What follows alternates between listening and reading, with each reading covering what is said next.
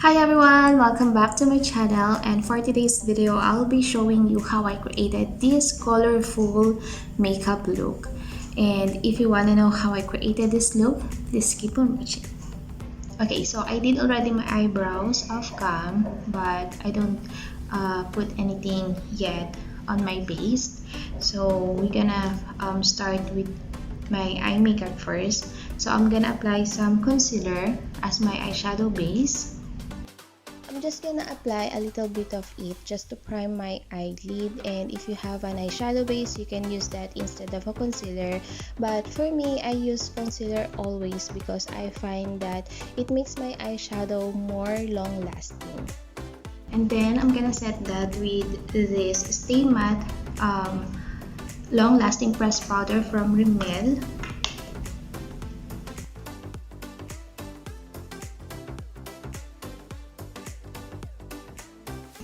Okay, so I'm gonna take this pink shade and apply that on my crease. This is from my Makeup Revolution Reloaded palette.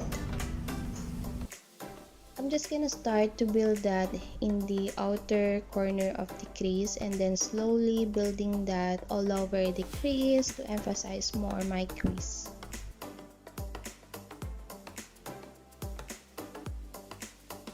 Okay, so I'm just gonna take a clean brush and blend all the edges. I'm just gonna blend all the edges of the eyeshadow to remove some harsh line and to have that flawless gradient. Okay, so I'm gonna take a base booster, and this will be my base for my next eyeshadow that I'm gonna apply on my lid so that it will pop up. And I'm gonna use a small brush to apply that. If you don't have a base booster or glitter glue, you can apply a little bit of your eyeshadow base on the lid before you apply the glitter eyeshadow. What I'm gonna apply is this blue shimmery eyeshadow. I'm just gonna apply the light blue shimmer eyeshadow in the inner corner to half of my lid, like I'm also creating a half cut crease.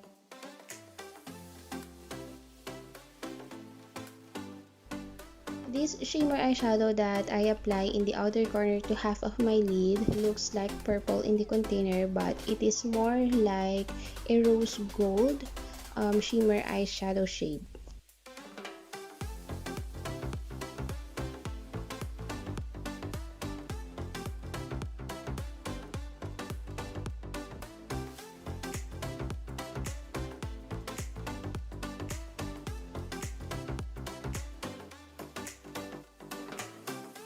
So here I apply a little bit of purple also to emphasize more the crease and to create that cat crease look.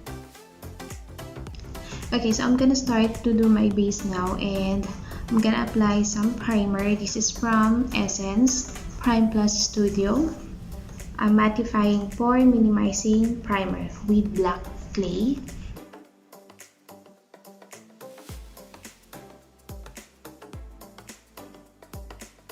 And for the foundation, we're gonna try this Catrice True Skin Hydrating Foundation. This is the shade 010. I think this is a little bit lighter on my skin tone, so we're gonna apply a little bit of it only.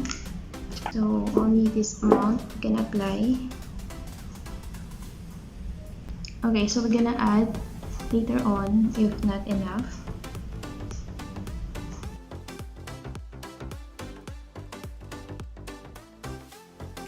Okay, so now I'm gonna apply some concealer under my eye.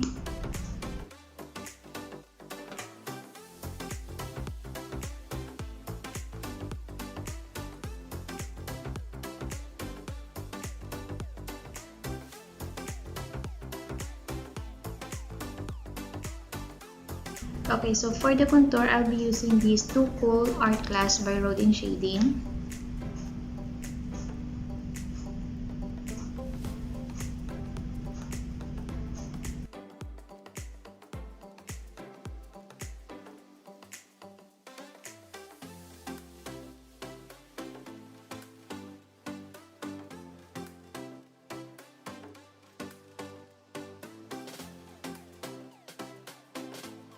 Okay, so now I'm gonna tighten my lash line with this Milani Cosmetic Stay Put Eyeliner, number 01 After Dark.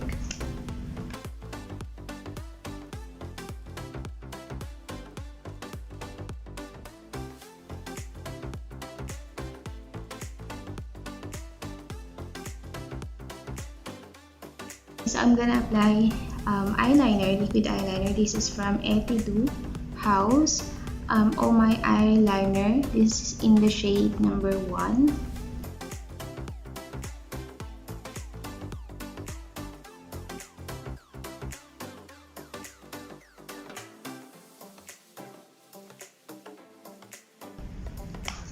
Okay, so I'm just gonna apply my mascara, and this is Long Lash Limelight Long Mascara from Italy.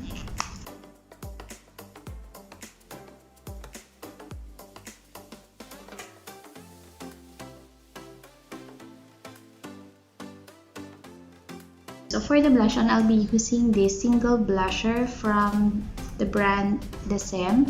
This is Orange 01 or OR01 Mandarin Kiss.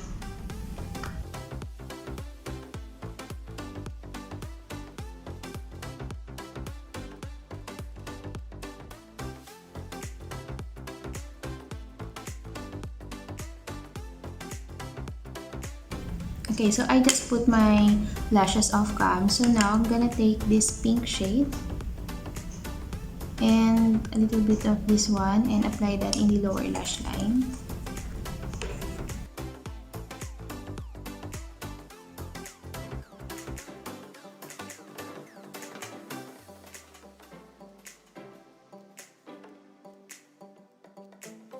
And I'm gonna clean this brush. And then we're gonna take this blue shade and apply that in the inner lower lash line.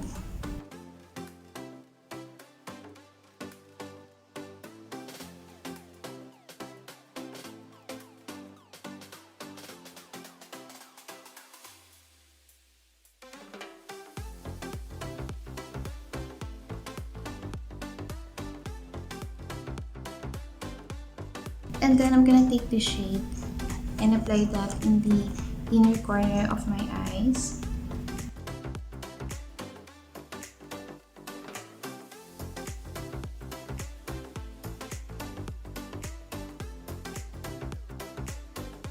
And for the highlighter, I'll be using this Wet n Wild Rainbow Highlighter.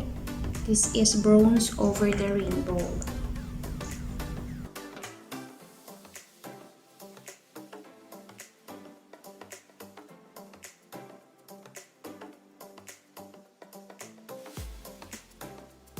So before I apply my lipstick, I'm just gonna spray some beauty mist.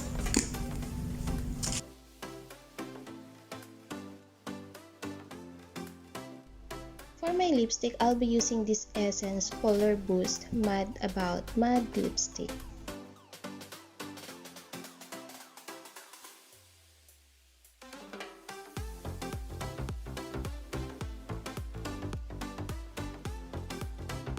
And this is the final look, guys, and I hope nagustuhan niyo itong makeup look na na-create ko and you enjoyed watching this video. And if you do, please don't forget to give this video a thumbs up, comment below, and subscribe if you haven't subscribed yet to my channel. And thank you for watching, and see you in my next one.